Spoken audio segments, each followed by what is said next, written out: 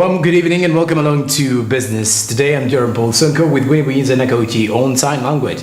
This is Smart 24. But first, a look at our top stories. In business today, big checks to the fund top management put to light as transparency is still far-fetched. Ministry pushes for maximum electricity utilization to meet investment costs. Uganda still divided on cap for maximum payment to the labor force. Laws are yet to serve.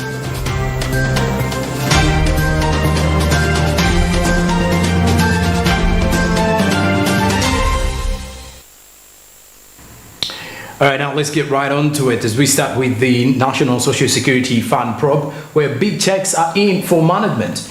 More uncoordinated submissions have dominated the ongoing NSSF probe, currently heading to the third week. Today's agenda has been staked on huge salaries disbursed to the fund's management, with the managing director settling for a net pay of as little as 7 million Ugandan shillings. Samla Hanifa reports.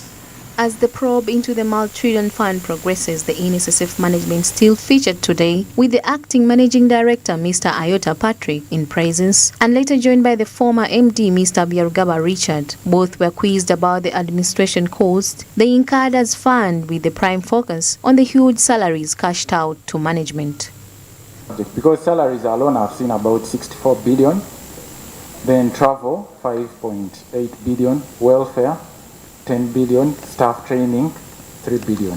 So I guess you can add up and divide by the staff and see how much you're getting to spend on each staff. And apart from that, when I look at the management up to here, the 10 or 11, you're taking the lion's share because you are alone actually. When you look at someone getting 74 million, 65 million, 58, so when I compute what you're getting here, annually you're getting about, salaries alone over 6 billion. According to the Select Committee, the NSSF management salaries are way higher than any other institution known, highlighting the need for clarity on the true cost of administration for the fund. The management still failed to explain the 20 billion shillings loan that was given to Uganda Clays for liquidity. According to most management officials, they were never in service at the time the loan was approved. This clearly explains the worry surrounding the fund's investment scheme that has repeatedly been criticized. Mr. Byarugaba, you were appointed on the, you go and check, but we have the appointment letter. You were appointed on the board of Uganda Clays on 29 October 2010. On 29th December 2010, after you had been appointed on the board of Uganda Clays, you now gave them this 20 billion loan. So there's no way you can say I was appointed to supervise, yet your appointment at Uganda Clays was before they even got the loan from NSSF. Actually, my recollection is that the loan was made before I even joined the fund. It's only that we disbursed after I had joined the fund. The committee also discovered that over 800 million shillings of contributors' money was given to trade unions, Central Organization of Free Trade Unions (COFTU), and the National Organization of Trade Unions (NOTU), without a clear guideline from the Solicitor General. Now the Constitution is clear. Article 1195 of the Constitution. Yes. All agreements, treaties, etc., where government has an interest, you must seek advice from the Auditor General, Solicitor General. Yes. It says, it is also clear that any amount above 200 million, Correct. you must get the Solicitor General's approval. Yes. Did you get it? Because the MOU didn't have an amount of money. Exactly. It was not connected to what the request was. Dr. Yamoki's request is 400. You people were very intelligent. You signed, I've never seen an MOU that has no figure. You went ahead and signed an MOU that is a blank check. Whatever you take it. But luckily enough, we have not put a figure. Still, concern was noted over the appointing authority in reappointing Mr. Ayota to the position of the acting MD, yet together with Byarugaba, both had reached the retirement age. I was asked about Mr. Byarugaba's age and not about your age. Don't you think both of you are old enough, or way more older than what was required? Both of you weren't you supposed to perhaps step aside because of age? The information I want to give my honorable colleague is that actually Mr. Ayota, according to the information I have, is older than Mr. Yarugaba by 1 year. That's not a really question I'm able to answer because I'm not an appointing, I don't appoint myself. So I think... I asked for your opinion on that. No, I think my opinion would be inappropriate here. The probe series continue as the fund undergoes scrutiny over management, investment and appointments, with major issues yet to be resolved. Samlanifa, Smart 24 TV, Business Today. All right, now let's look at the energy sector, which is come short on returns. Government through the Ministry of Finance and Energy have mobilized funds for the energy infrastructure, in turn raising many multi-billion electricity transmission projects to expand the power grid for the homesteads rather. Now, factories and industrial parks as well have been included. However, the utilization hasn't gone according to plan. Now, this and more with Rona Nahawi.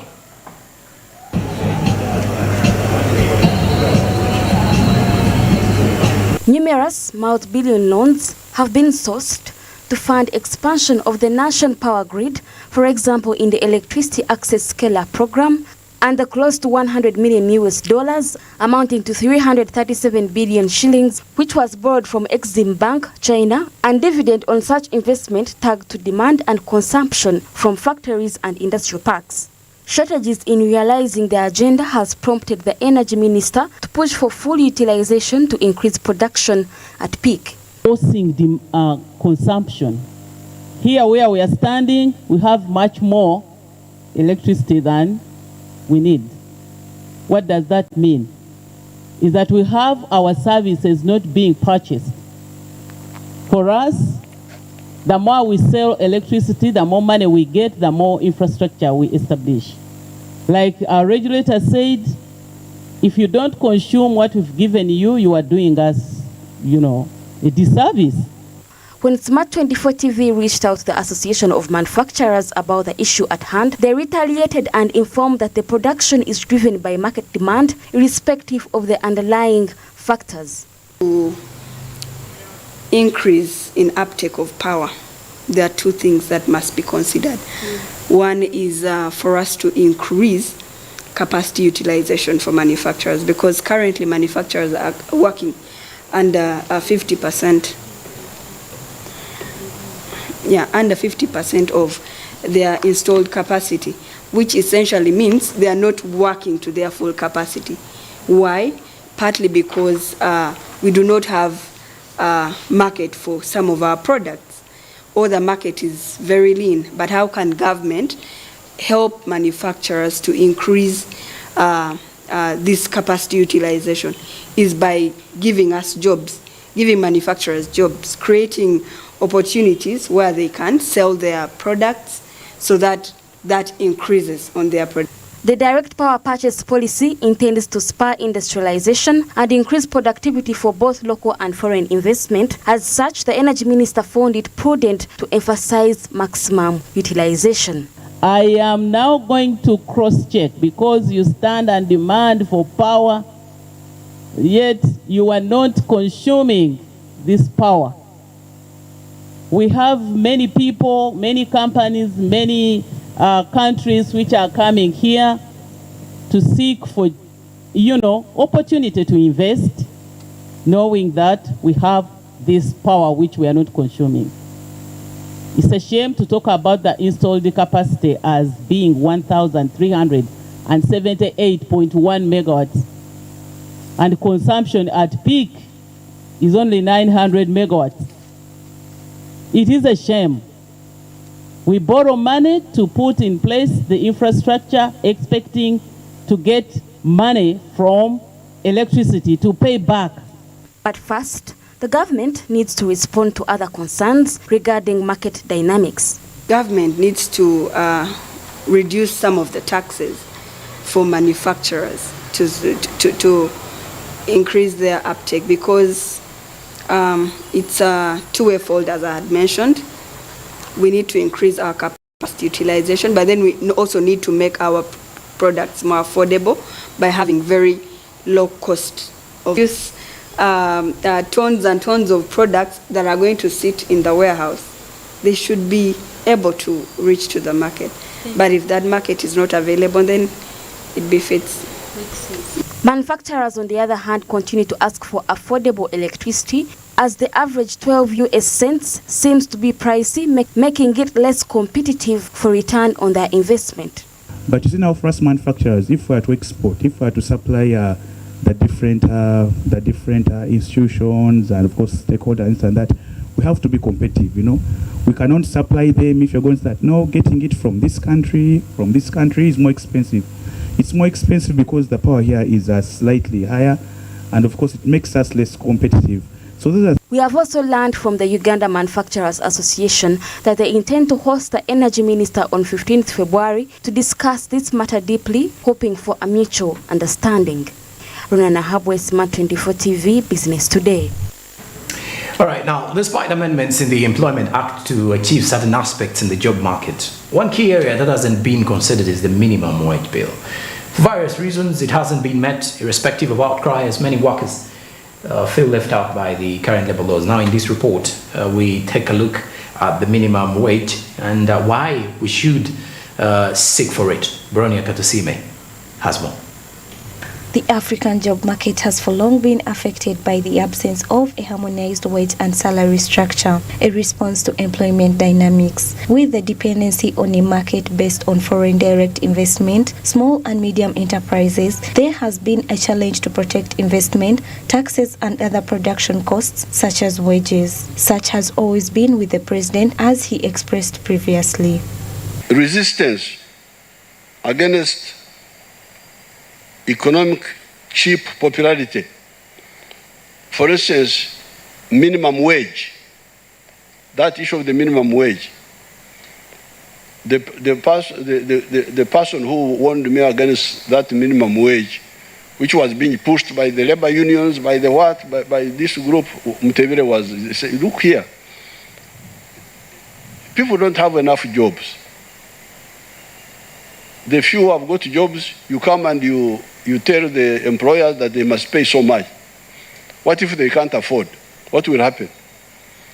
Why don't you concentrate on creating more jobs first? And then the scarcity of jobs is the one which will raise the value of labor. So up to now, we have never agreed on the issue of the minimum wage. In comparison with other developing countries and their labor participation rates such as Kenya, Mozambique, Egypt and Nigeria, there is a balance to protect investment and human labor. This is yet to be demonstrated locally, as social security for Uganda's workforce is unsurprisingly alarming. Look at Kenya. Kenya, there is still, of course, unemployment rate in the Kenya. But still, investors are still coming, and now they are receiving what we call quality investors. When we set a minimum wage, if you have the potential, you will come. You don't have the potential, you will remain. In the face of law, human rights are reflected across all divisions of economic spectrum, just like it is with the various sustainable development goals. Sebaduka Samuel, an advocate at Zahura and Company Advocates, believes a cap on minimum payment intends to protect labor along the value of payment for the service rendered. The advantages in the legal perspective is that a minimum wage would help in reducing relative poverty, because workers would be assured of a legal minimum or a guaranteed monthly wage. Amidst the attempts to achieve payment equity, the turbulent economic climate has largely influenced the delay to welcome such considerations as minimum wages amongst many employers in the private sector in the face of taxation, shrinking turnovers and other operational costs. Because one of the key things that is happening in this country is exploitation. So once you set a minimum below which you cannot pay an employee, then it means that you are guaranteeing income security to our employees. The challenges in a divided public and private sector job market and the trends in business growth have dented the change for the long debate regarding employment equity. Bronya Katsime, Smart 24 TV, Business Today. Now, meanwhile, the National Environmental Management Authority indicates that there will be new penalties in place starting 1st of April 2023 for specific environmental violations. For instance, pollution and poor waste management, as Ugandans' pollution load worsens amid climate financing challenges. Martha Nimsima reports. From the National Environment Act of 2019, a legal framework for environmental audit, management and protection, wetlands and other resources are streamlined to increase the accountability and the enforcement of environmental standards. Additionally, it provides for polluter liability, penalties, and fines for violation. The penalty notes will specify the date and the nature of the alleged contravention and a summary of the facts that NEMA or authorized officer alleges and the amount payable. The fines payable for specific environment breaches are a computation of the currency points as prescribed by law.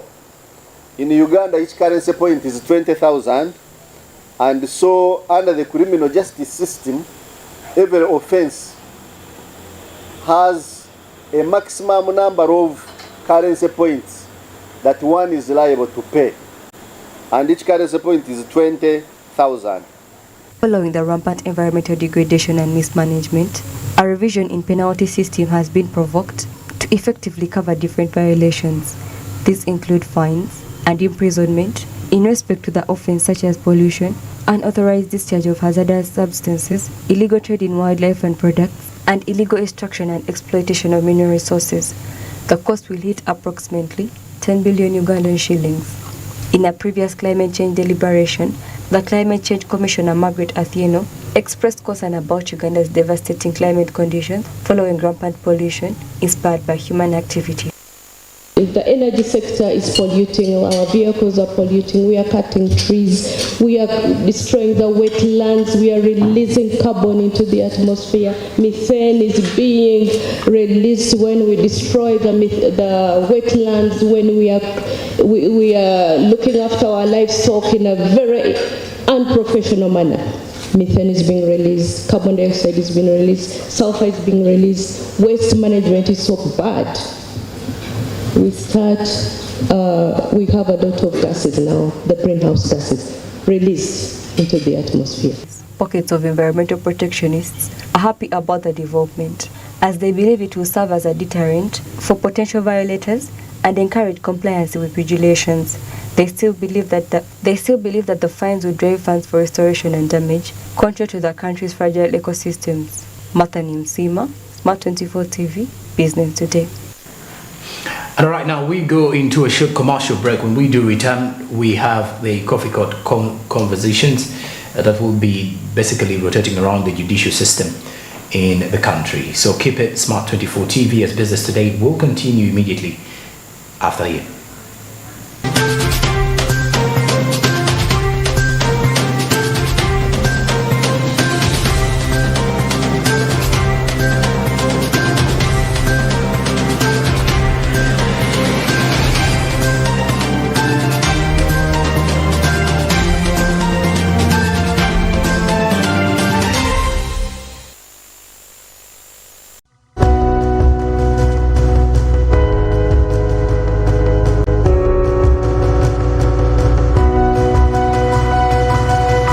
Smart 24, driving business.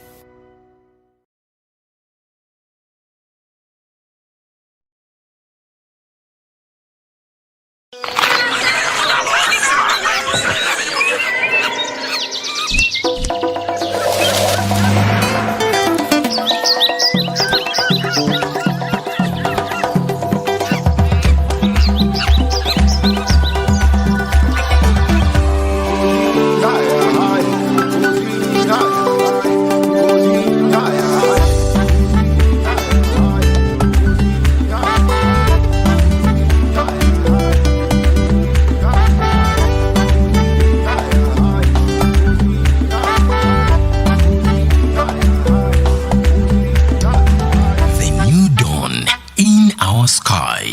Futimbuto, the taste of Uganda in a new international park.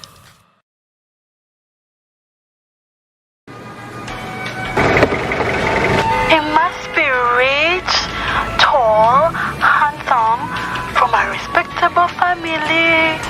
He must have a maid because at our home we do not work. Conductor Masao. What? Obadde olobye ku ssimu? Yamunange anti yo TV enkolera. Nyumirwa omulembe omupya ogujjudde ebisanyusa omuli emikutu gya TV egisukka mu 8 n'egya radio nga kwotadde ne zifirimu ng'osinziirira wonna w'oli. Genda mu App Store oteeke app ya GOTV channels ku ssimu yo olwo onyumirwa ennaku 3 ng'olabira bwereere ewatali kozesa data. GOTV channels.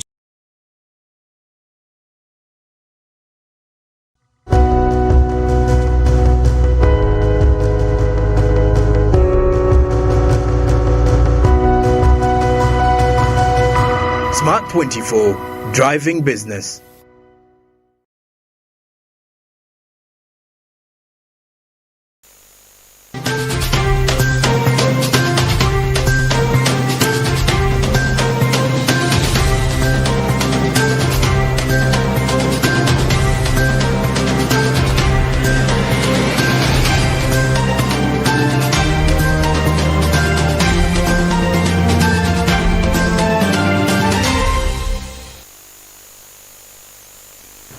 We'll be back from the break and we continue with more business today. Now, President Museveni previously directed the judicial system to carry on along the issues to do with the available resources that many judicial stakeholders, including the Chief Justice, Alfonso Winnie, find quite insufficient.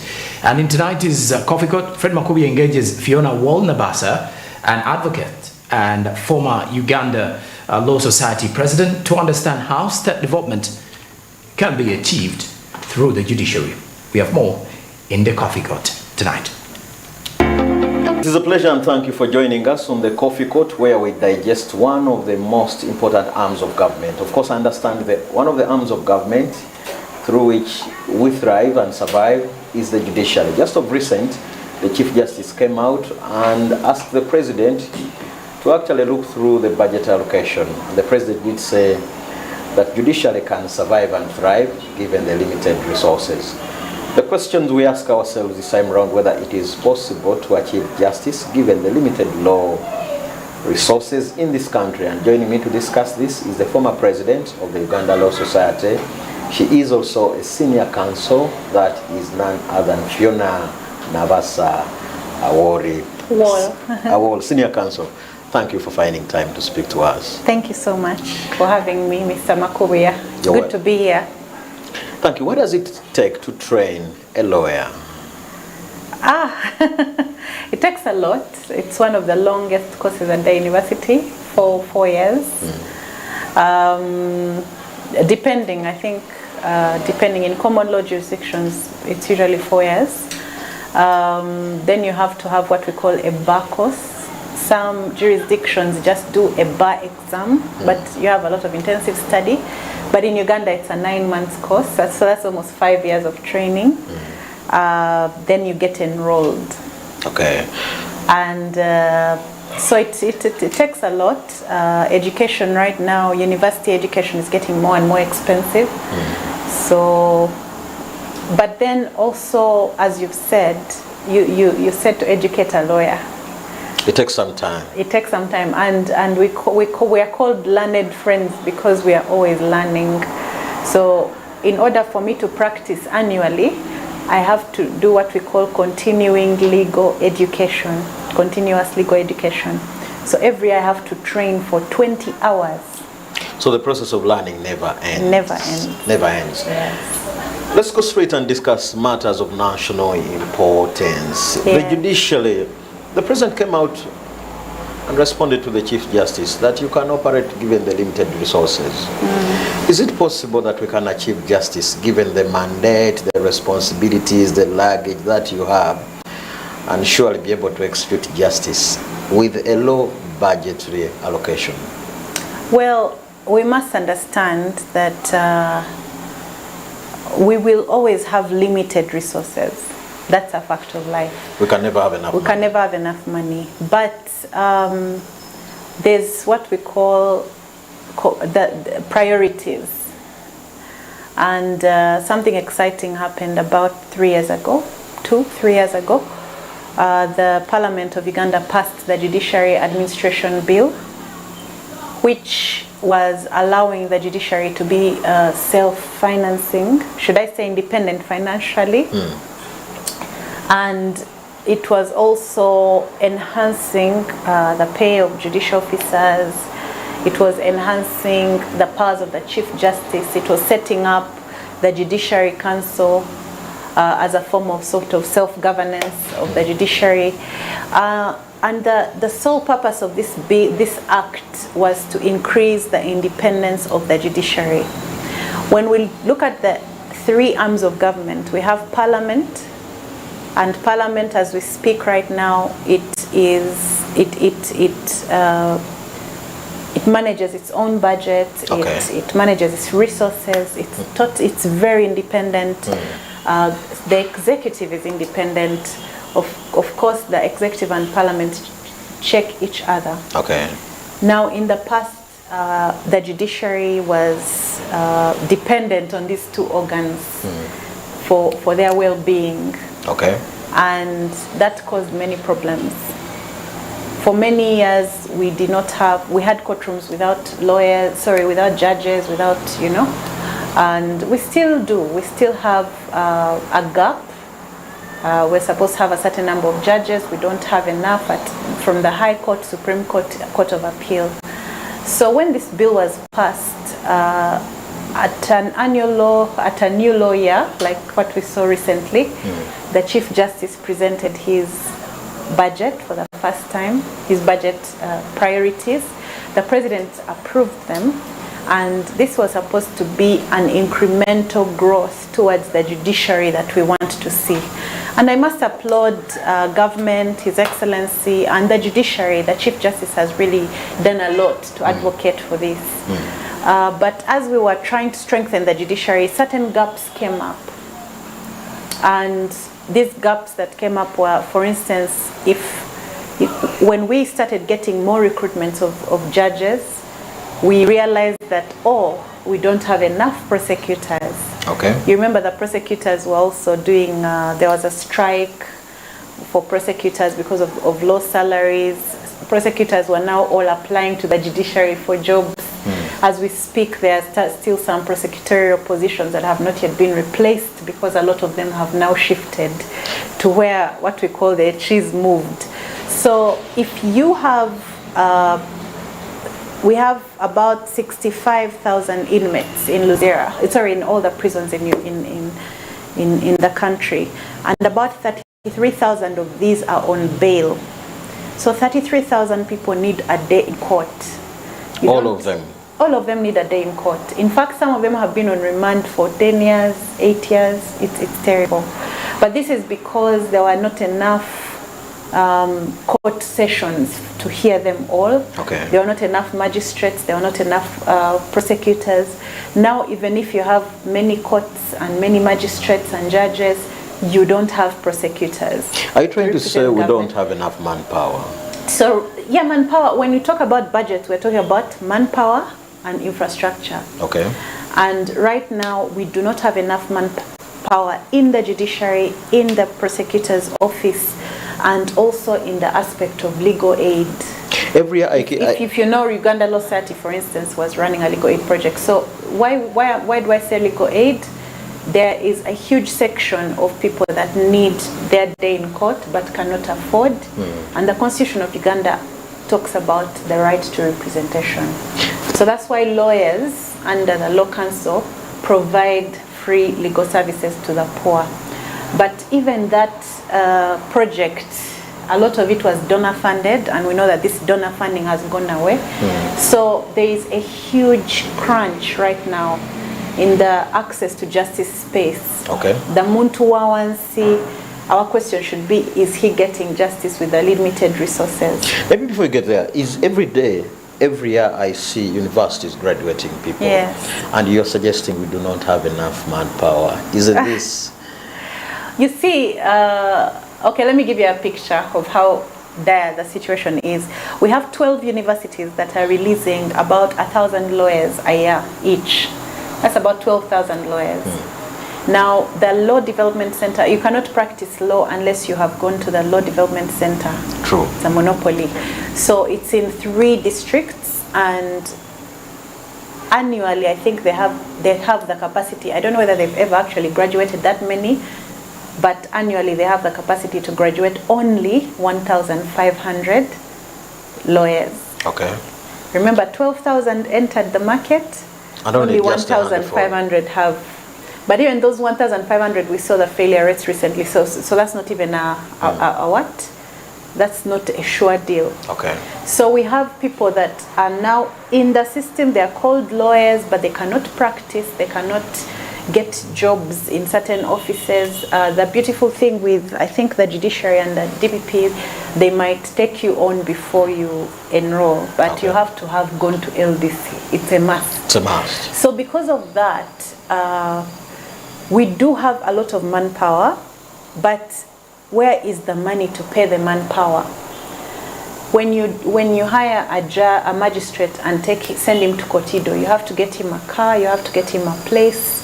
Maybe he has to get a place to stay. He has to have a clerk in the court. He has to have. So these are the manpower issues that come with budgetary needs. So the issue is not that we don't have enough lawyers. We actually have enough lawyers. But the program that the Chief Justice had come up with was going to provide employment to about 400.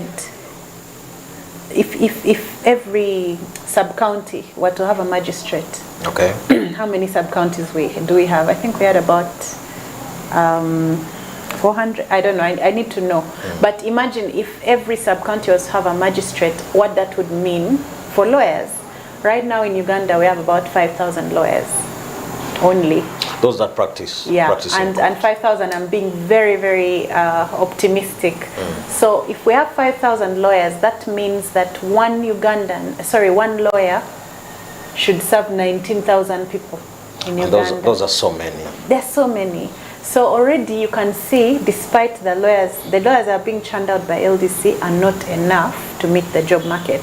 So LDC needs to, funding access to justice in Uganda needs to also look at expanding the training at the bar so that we get a good crop, a good number of people. But we also need to look at where are the areas that need some funding.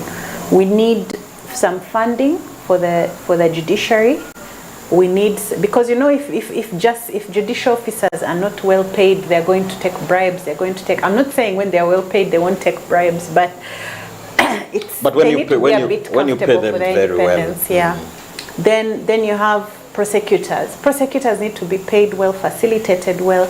Right now they are overworked and underpaid, and we are losing all the good ones now to other sections of the government. In fact, then the aspect of legal aid, because a prosecutor stands for government of Uganda.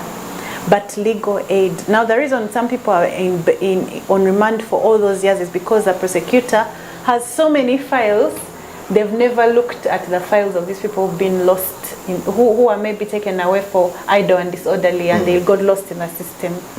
And maybe even became adults. Maybe they started out as children in Kampiringisa. Okay. So we need to understand that access to justice is a big need for the Ugandan people. It's a big right that is guaranteed by the constitution, but our budgets as a country need to reflect this priority. It's a shame, it's a crying shame that a whole parliament now is at almost 9 or 10% of Uganda's budget, I think, right? The judiciary has not even reached 1%. And yet it's a whole arm of government. And I'm not talking about judiciary, I'm talking about the whole justice section. Yes. So we need the budget to reflect our priorities. Must we say that the judiciary is not taken as a priority in this country? Well, you can tell priorities from where you put your money, right? I think that in the last 3 years, things have greatly improved. I will applaud the president and all the people that are involved. They've greatly improved, because the last time, I think now they're working on the DPP's office. They're working on recruiting and trying to fill the gaps I've talked about, because I gave you a history. But we still need to see it as a priority. It's very disturbing when you see certain sections. If for instance, there are certain things that can be viewed as a luxury, but the issue of justice, the issue of health, these are priorities. These are life or death situations, and they need to be prioritized. And you show me your priorities, I'll show you your budget. Okay. Yeah. In your preamble, you talked about... So you have to put your money where your mouth is. Yes. You talked about the new law, which most lawyers have asserted that the new law came with so many privileges, yes, especially when it comes to just an appointment of one chief. Could it be the reason why maybe we are lamenting over the low budget allocation for the judicial system? I think that the law was made with very good intentions. There are areas where it could be amended and made better, but let's first implement this one. Okay. Because there are many things that the law introduced, and there are many things that have been agreed to by the judiciary and the executive and have been presented to Parliament and passed. For instance, the issue of having a magistrate at every sub-county is very, very important, because if at any sub-county I know I can get my case there, if they decentralize the Court of Appeal the way they wanted to, because our villagers in Kauku, in where, they don't know Court of Appeal. So when he loses a case and his lawyer tells him, let's take it to Court of Appeal, or when he wins a case and they say the other person has appealed in Court of Appeal in Kampala, it is a very alien concept to them. Most of them give up at that level. So we want to see how does government support the judiciary in ensuring that access to justice reaches everywhere. Because when people know their rights, they're able to. Let me give you an example. We have about 4 trillion shillings stuck in commercial court because of what is it called? Because of backlog. Many cases. Because of few judges, because of limited manpower, limited resources. There are land cases that are stuck because they are waiting for money to be released just to go to the site for a magistrate, or for a judge to make a decision. Now, if your land is stuck in litigation for 14 years, on average, these land cases take about 14 years. If your land case is stuck in court for 10 to 14 or 8 to 14 years, and the judiciary has really worked hard in cleaning out this backlog, but they still have a huge one because of COVID. So you will find that you cannot develop your land. So even our economic, and I think that we need to realize that our economic future is tied up in this thing we are calling access to justice. Why?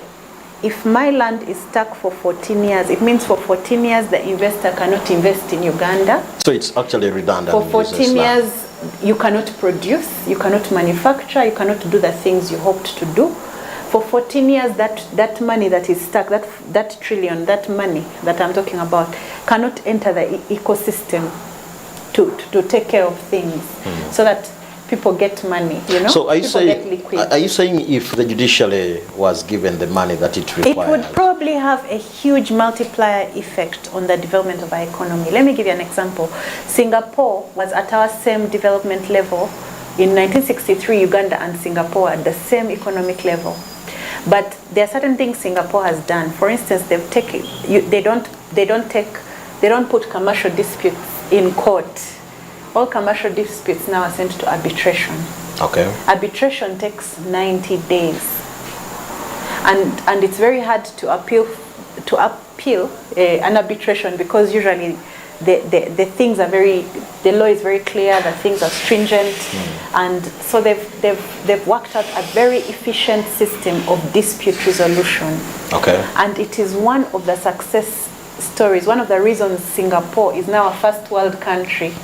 So these two countries started at the same level in 1963, but I can tell you that dispute resolution is a serious hindrance to Uganda's development, economic development. Okay. Yeah. Maybe, Council, as we plan to wind up, are you suggesting that maybe the President is not concentrating on the issues that you think? No, I think that as judges, as lawyers, as the judiciary, as arms of government, we need to stop speaking from our point of view. Okay. When we speak to His Excellency, we need to speak to the economic impact of the decisions we are asking him to speak to. Okay, and we should not just say, we need money here and here and here, and this is what it will do. We need to look at NDP 3, National Development Plan 3, wants A, B, C, D. Other countries have achieved this A, B, C, D like this. Okay. And we are also saying, let's also increase our money in this area because these are the results we will get. Okay. Yeah. Because these 33,000 people that are locked up in prison, that are on endless remand, these are families. These are 33,000 families that you've sentenced to poverty. We are fighting poverty. If the DPP were to be given special money and told that go to Luzira, go to all the prisons, get every file where you have no evidence, and put what we call a nolle prosequi, say that you don't want to prosecute. Okay. And they do that. And maybe they clean the prisons of maybe 10,000 people. Okay. That would have a multiplier effect on the economy. So if more money is allocated for the judiciary? We need more money to be allocated for the judiciary. At the very least, they should try and aim for because look at, my question is, how much input do we get out of 540 parliamentarians? Why are we using that many when we don't even have that many judicial officers? We don't. So we need that many judicial officers because we know what we'll get out of the judicial officers. If we had a parliament of 5 people, or we had a parliament of 10 people, or a parliament of 500 people, they're going to do the same thing. The output is the same. So we'd rather have more? So we'd rather have more judges because judicial service, access to justice is a critical aspect of everyday life. But maybe you senior lawyers in the practice have been silent about this. We have not been silent. On the side of Parliament, if there's an issue, all of them will come together with their head. But you see, the parliamentarians sometimes have strength because they have the people's mandate. So when I speak with everybody's mandate. No, I'm just developing a point here. But the judiciary for a long time has been viewed by Parliament with suspicion, by executive with suspicion, and with disrespect. We have seen government disobeying court orders of Parliament. We have seen parliamentarians, we've seen there's a time that a former speaker refused to go to court when they were summoned. So that disrespect of the judiciary has gone on for a long time. And we need a voice from the executive to say this arm is important. We need to strengthen this arm. It's when you're cooking the masiga, the 3 cooking stones. If you weaken one, everything dies. Okay. When you see the executive disobeying a court order, it undermines the strength and the integrity of the judiciary. So we need to work together because this judiciary will work for us. It's the one that will force the implementation of Parliament's laws and interpret them. It's the one that will check the executive powers. But it's also the one that will protect both arms of government. So I think that, for instance, if Parliament, I always think if Parliament were to be told that this year we cannot do parliamentary petitions because we don't have a budget, I am sure they would do something about it. There will be issues in the country. So yes, His Excellency is right. He has a limited envelope in which to, but I think that it's now a duty of the parliamentarians of Uganda to understand the value. Parliamentarians always understand the value immediately after elections. But before that, nothing. So we need to understand this is for all Ugandans, not just lawyers. Okay. It's important to every person for our courts to work. Well, that is the Coffee Court. Council, your part in short as we plan to wind up. My parting shot is we need to stop looking at our problems in silos. We need to look at, if we are dealing with access to justice, who are the players? Who are the beneficiaries? And how does this fit into our NDP3? And then what are we doing about it? Do our budgetary priorities reflect this? Do the things, the papers in Parliament, you know, there's so many bills in Parliament that have not been passed, like the legal aid bill, for 12, 13, 14 years. Yet they are busy passing other things like Computer Misuse Act, which amendments, which have been declared illegal by the courts of law.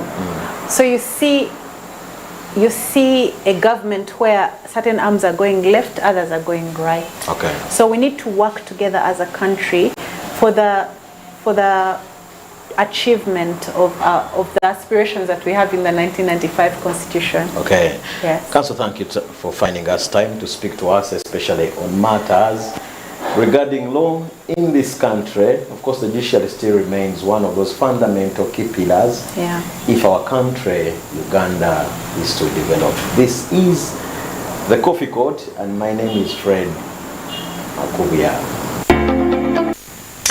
All right, that you've definitely had it from business today, but first let's have a recap of our top stories.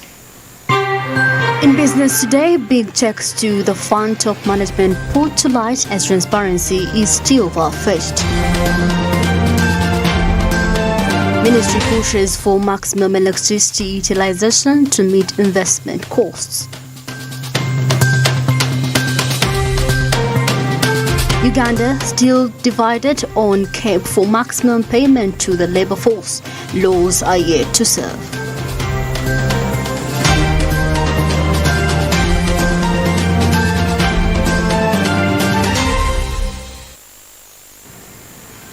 All right, many thanks for being part of business today. I'm Jorum Sonko with Winnie and Nakawuki in sign language. We've been coming to you live from plot 42 Nile Avenue. It has been a wonderful time having you this Wednesday, the 8th of February 2023. I do wish that maybe tomorrow 9th may be a good day for you, for the business community as well. And keep it Smart 24 TV for more programming rotating around business reports, stories, and of course more business ideas from the entire editorial, newsroom and production. We do wish you a blessed night and a good evening.